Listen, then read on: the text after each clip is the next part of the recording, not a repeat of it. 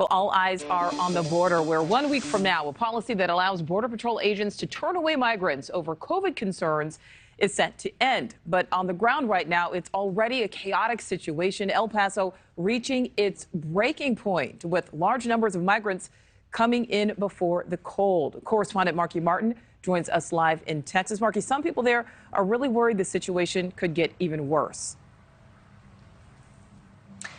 Yeah, border communities are expecting a deluge of migrants come next week. But Nichole, cities like El Paso, as you just mentioned, already at its breaking point with more than 2,400 migrant encounters happening on a day-to-day basis. Just today alone, Border Patrol has almost 6,000 migrants in custody. Shelters are over capacity, and while some locals are swarming in to help out with the situation, others are on edge. Scenes like this, now commonplace in El Paso. Massive migrant caravans crossing the Rio Grande to reach the United States. We receive plenty of help, like food, like clothes. Many asylum seekers self-surrendering to Border Patrol and then released. According to this city dashboard, more than 1,200 migrants were released into the community today alone, resulting in increased foot traffic. These helicopters are just flying over and over our neighborhood, and it almost feels like we're at war. Some locals, like Carmen Wilburn, say they don't feel safe, telling NewsNation border correspondent Allie Bradley she often sees undocumented men and women running through her yard. I don't even want my granddaughter to stay here.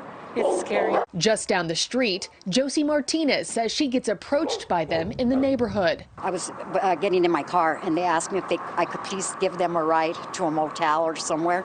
And I told them I'm sorry, I can't. And the shelters are over capacity, desperate for extra space to open up. We had 175 men, and that's for a shelter that is comfortably handling between 100 to 120. And it's not just Republicans calling for change. El Paso's Democratic Congresswoman Veronica Escobar calling on the feds to send in more resources for the unprecedented strain.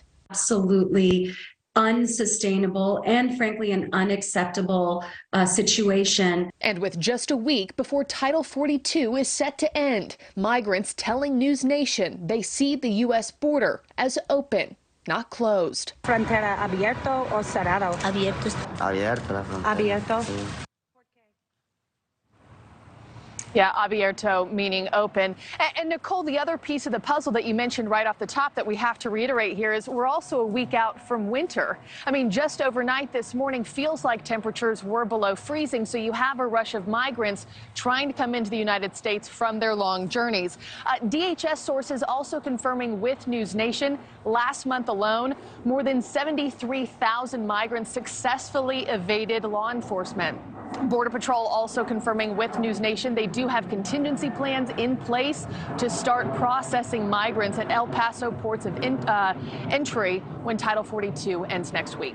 Nichole. All right. Yeah, we'll see what happens. Marky, thank you. Thank you for watching. Go to newsnationnow.com to find NewsNation on your television provider. And don't forget to click the red subscribe button below to get more of NewsNation's fact-driven, unbiased coverage.